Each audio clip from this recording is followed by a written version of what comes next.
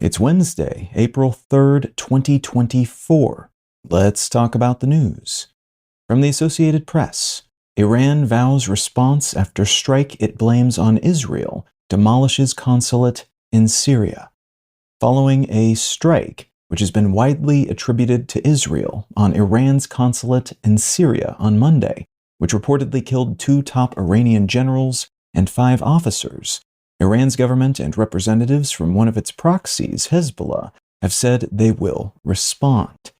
Israel semi-regularly takes out Iran's assets, human and infrastructure, using these sorts of strikes, and they seldom take credit for or comment on them, so it's difficult to definitively say that they played a role in them. But it is generally assumed that they launched this attack, that Iran's government will be very angry about it, that bare minimum, Iran's proxies like Hezbollah will launch retaliatory attacks against Israeli assets, possibly including their own regional consulates, and that there's a chance this could serve as a spark that makes the conflict in Gaza regional, though Iran has made pretty clear so far that they're trying to avoid that, so there's a chance they will stick with proxy counterattacks for the time being. From Euractiv, Germany shuts down 15 coal-fired power plants.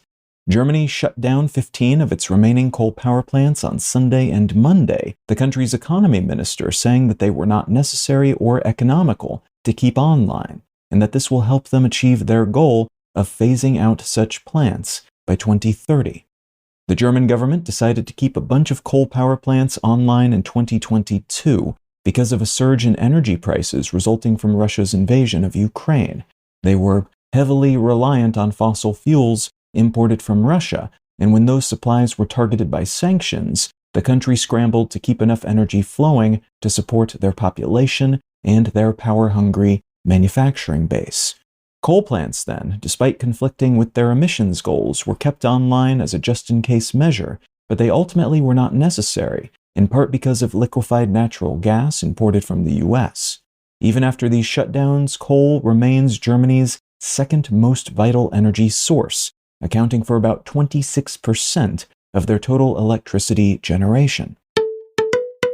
And from The Guardian, UN picks Saudi Arabia to lead Women's Rights Forum, despite abysmal record. The UN's Commission on the Status of Women, which is the body's commission for promoting gender equality and empowering women, has elected the Saudi ambassador to the UN as its chair after he ran for the position unopposed and without dissent at the group's most recent meeting. Human rights groups are decrying this decision, as Saudi Arabia has one of the world's worst records for gender equality, Saudi women enjoying few of the rights men are granted by law and tradition.